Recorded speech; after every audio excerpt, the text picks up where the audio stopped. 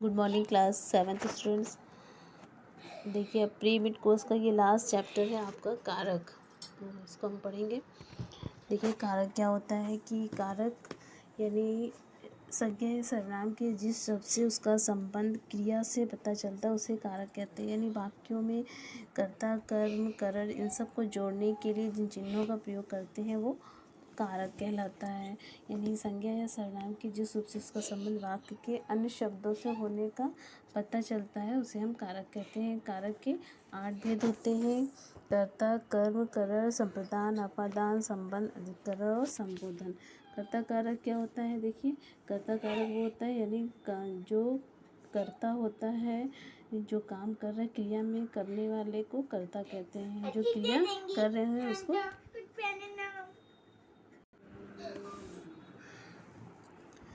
देखिए कर्ता क्या होता है?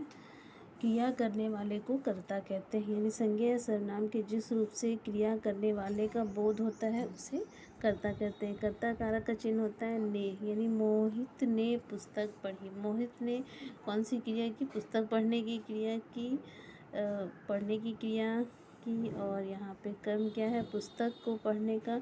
तो और ये कर्ता कौन है? मोहित। तो मोहित यहाँ मोहित ने जो है वो कर्ता कारक का चिन्ह है। इस प्रकार कर्ता कारक की पहचान हम कैसे करेंगे? कर्ता कारक की पहचान क्रिया में कौन, किसने, किससे आदि शब्दों से प्रश्न पूछकर प्राप्त होने वाले उत्तर के शब्दों से की जा सकती है। यानी कर्ता कारक की पहचान क्रिया में कौन, किसने, किससे आदि शब्दों से प्रश्न पूछकर प्राप्त होने वाले उत्तर के शब्दों से की जा सकती है। फिर कर्म कारक देखिए क्या होता है। कर्ता कारक आपको समझ में आ गया कि कर्ता कारक की पहचान क्रिया में कौन, किससे, किससे आदि शब्दों से प्रश्न पूछकर प्राप्त होने वाले उत्तर के शब्दों से की जा सकती है। जैसे बकरी घास चर रही है, यहाँ पे हम देखेंगे कि कौन घास चर रहा है? बकरी घास चर रही है, तो बकरी यहाँ पे कर्ता है। उसके बाद आप देखिए कर्म कारक। कर्म कारक क्या होता है? जिन शब्दों द्वारा क्रिया के कार्य या व्यापार का फल पड़ता है उन्हें कर्म कारक कहते हैं। कर्म कारक का चिन्ह है को।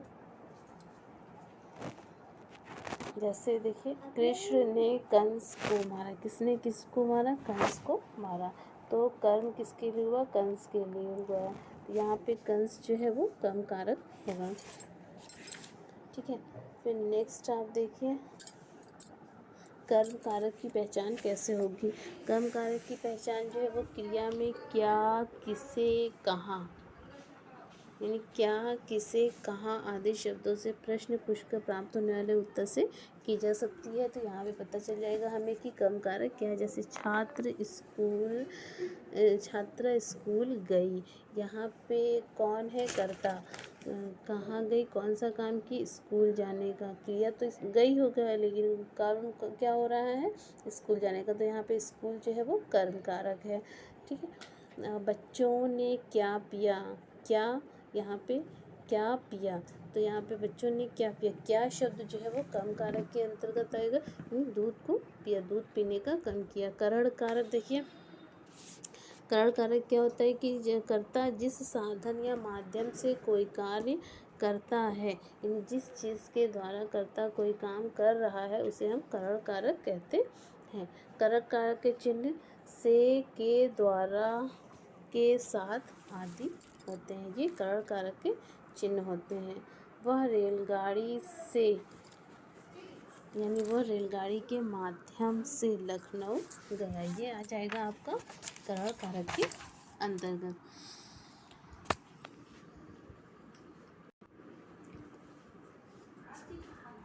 तो ये आ जाएगा आपका करण कारक के अंतर्गत। करण कारक की पहचान देखिए कैसे हम करेंगे।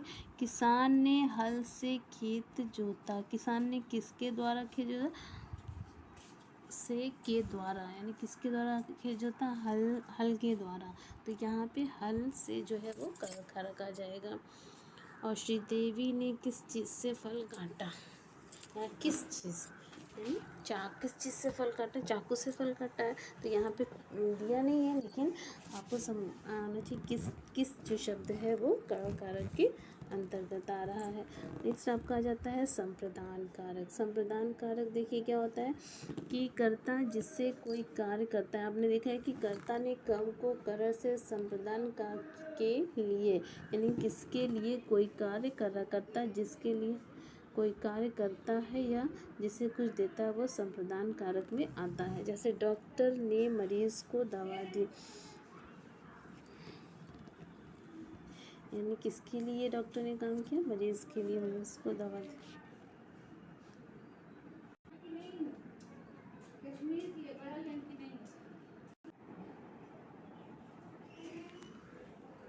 फिर अब देखिए कारण कारक में आपको आगे समझ में संप्रदान कारक देखिए कर्ता जिसके लिए कोई कार्य करता है या जिसे कुछ देता है उसे संप्रदान कारक कहते हैं।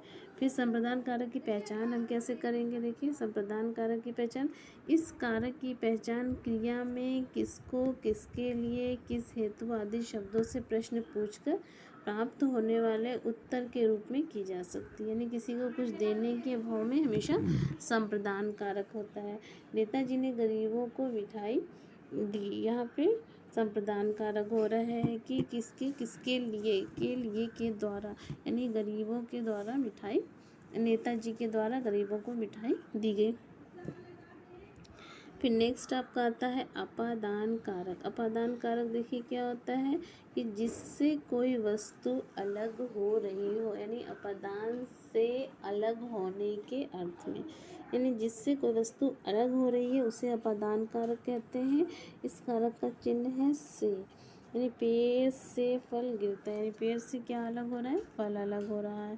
तो हम अपादान कारक की पहचान कैसे करेंगे, इस कारक की पहचान क्रिया में कहीं से लगाकर प्रश्न पूछने से प्राप्त होने वाले उत्तर के रूप में की जा सकती है। जैसे लड़की छत से गिर पड़ी, लड़की छत से गिर पड़ी यानी वो उससे अलग हो गई, तो इस तरीके से हमें पता चल जाएगा कि यहाँ पे कौन सा कारक होगा। मोहन बाजार से आ रहा था, मोहन कहाँ से आ रहा था, कहाँ से अलग हो रहा था, बाजार से, तो ये आ जाएगा अपादान कारक के अंतर्गत। ओके, फिर नेक्स्ट आप देखिए संबंध कारक। संबंध कारक क्या होता है कि संज्ञा या सर्वनाम के जिस रूप से एक व्यक्ति या वस्तु का दूसरी वस्तु या व्यक्ति से संबंध प्रकट हो तो उसे हम संबंध कारक कहते हैं। ये कारक चिन्ह का, की, के, रा, री, रे, ना, नी, ने होता है। इसका प्रयोग कई जगह होता है। जैसे यह मेरी गाय है, यहाँ पे संबंध बताया जाए, यह गाय किसकी है, मेरी है। वो मयंक का घर है, घर का संबंध बताया जा रहा है कि घर किसका है, मयंक का, यानी घर का संबंध मयंक से है। ये हो जाएगा संबंध कारक। संबंध कारक की पहचान कैसे कहते हैं कि इस कारक की पहचान संज्ञा या सर्वनाम शब्द में किसका, किसको या किसको लगाकर प्रश्न पूछने से प्राप्त होने वाले उत्तर के रूप में की जा सकती है। इसे हम कहते हैं संबंध कारक। यानी इस कारक की पहचान संज्ञा या सर्वनाम शब्द में किसका, किसको, किसकी लगाकर प्रश्न पूछने से होती है। जैसे राजीव मेरा मित्र है, राजीव किसका मित्र है, मेरा मित्र है, तो यहाँ पे संबंध कारक हो जाएगा।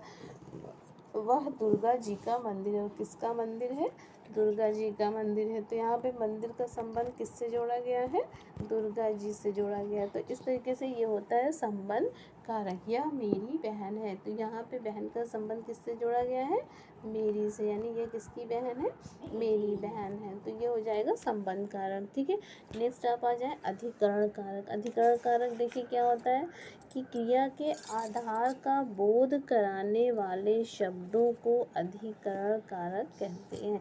यानी क्रिया किस आधार पर हो रही है, यानी किस, उसके आधार क्या है, उसकी लोकेटिव क्या है, तो ये कहलाएगा अधिकरण कारक। अधिकरण कारक के चिन्ह जो होते हैं वो में होते हैं या और पर होते हैं। जैसे बंदर पेड़ पर बैठा है, बंदर कहाँ पर बैठा है, पेड़ पर बैठा है, उसका अधिकरण क्या है, उसका आधार क्या है, पेड़ है। अध्यापिका कक्षा में पढ़ा रही है, अध्यापिका का आधार क्या है, कक्षा पढ़ाने का, कक्षा में, तो ये हो जाएगा अधिकरण कारक। अधिकरण कारक की पहचान कैसे करते हैं, इस कारक की पहचान क्रिया में कहाँ लगाकर प्रश्न पूछने से प्राप्त होने वाले उत्तर से की जा सकती है। यानी कहाँ, कहाँ शब्द का प्रयोग होता है। जैसे तोता कहाँ बैठा है, तोता पेड़ पर बैठा है, तो ये आ जाएगा अधिकरण कारक के अंतर्गत। ठीक है, फिर आपका आ जाता है नेक्स्ट संबोधन कारक। संबोधन कारक देखिए क्या होता है, जिसे पुकारा या संबोधित किया जाता है उसे संबोधन कारक कहते हैं।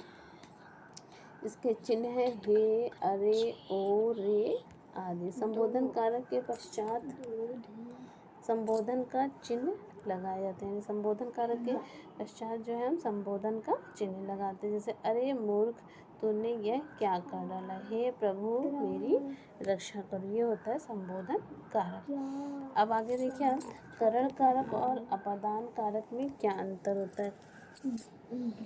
यहाँ पे देखिए कर्तन कर्म को करण से के द्वारा अपादान से अलग होने के, देखिए करण में जो होता है वो उसके द्वारा होता है और अपादान में उससे अलग होने के अर्थ होते हैं। यहाँ पे हम उसके अंतर को समझेंगे। देखिए करण कारक और अपादान कारक दोनों के कारक चिन्ह से है, परंतु करण कारक का से जो है वो सहायता के अर्थ का बोध कराता है से के द्वारा, लेकिन अपादान का है उससे अलग होने के अर्थ में। यानी गंगा नदी हिमालय से निकलती है, यहाँ पे अपादान कारक हो जाएगा क्योंकि वो हिमालय से अलग हो रही है, यहाँ पे अपादान कारक हो जाएगा। एक माँ ने चाकू से सली का, माँ ने किसका सहारा लिया, चाकू का सहारा लिया है, तो से यहाँ पे सहारे के रूप में है, तो ये हो जाएगा करण कारक। ठीक है,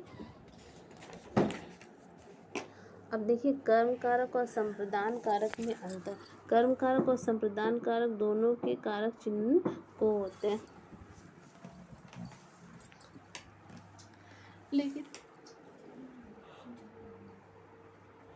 कर्म जो होता है वो साथ को लगा होता है, वो को जो लगा होता है वो क्रिया का फल होता है, यानी क्रिया का जो कर्म होता है उसके बारे में बताता है। लेकिन अपादान कारक जो होता है वो को का के अर्थ के लिए होता है। यानी राम ने महेश को बुलाया, ये जो होगा आपका राम ने महेश को बुलाया, ये कर्म कारक हो गया। राम ने किसको बुलाया, महेश को बुलाया।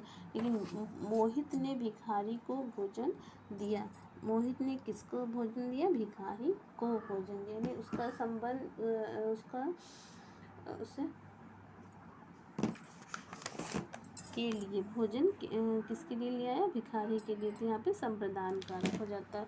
तो आपने देखा कि कर्ता कर्म और संप्रदान कारक क्या होते हैं। अपादान कारक कितने होते हैं, कारक 8 होते हैं। कर्ता कर्म संप्रदान अपादान संबंध अधिकरण और संबोधन, और इनके कारक चिन्ह आपने देखा। ये देखिए यहाँ पे एक फिगर बना हुआ है, इस फिगर को आप देखिए, इसमें सारे कारक दिए हुए हैं और उनके चिन्ह दिए, इसको हम कहते हैं कारक चक्र।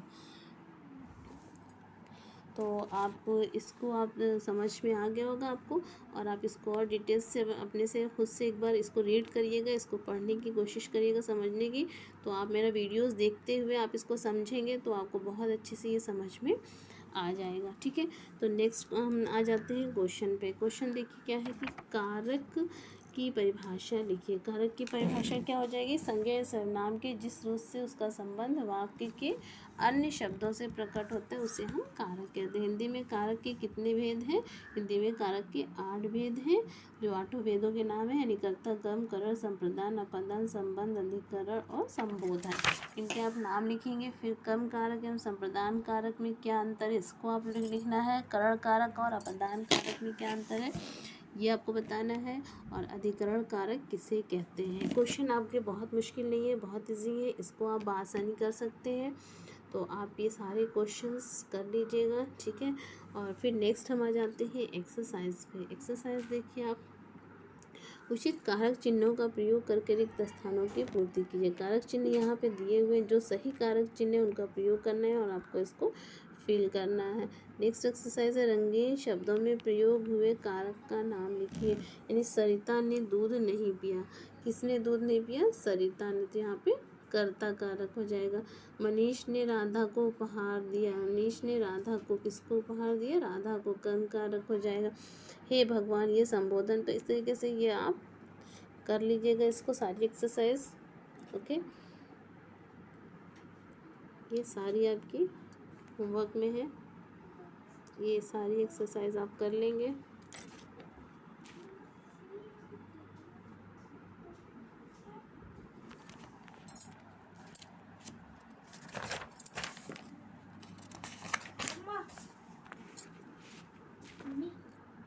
रुक जाओ एक सेकेंड।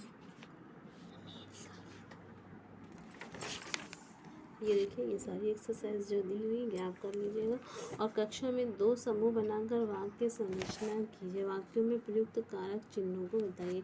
यानी यहाँ पे आपको वाक्य बनाना है। नंबर 1 नंबर 2 कम से कम 3 इधर और 3 इधर वाक्य बनाइए, और उसमें प्रयुक्त कारक चिन्हों को आपको बताना है कि कौन सा कारक चिन्ह आपने इस वाक्य में प्रयोग किया है। ठीक है, हमें आपको बताना है। तो इस तरीके से ये आपका प्रीमिड कोर्स कंप्लीट हो जा रहा है, और आप इसको कंप्लीट कर लीजिएगा। कॉपियाँ भी कंप्लीट कर लीजिएगा, बुक भी कंप्लीट कर लीजिएगा। एग्ज़ाम होने से पहले पहले आपका सब कंप्लीट हो जाना चाहिए। यानी कि एग्ज़ाम जब स्टार्ट हो तो आप बार बार हमसे जो है आप कहें कि हमको ये भेज दीजिए, वो भेज दीजिए। तो और क्लासेस भी आप बहुत ध्यानपूर्वक करिए। ओके, तो ठीक है, फिर आप अपना वर्क कंप्लीट कर लीजिएगा। Okay, bye.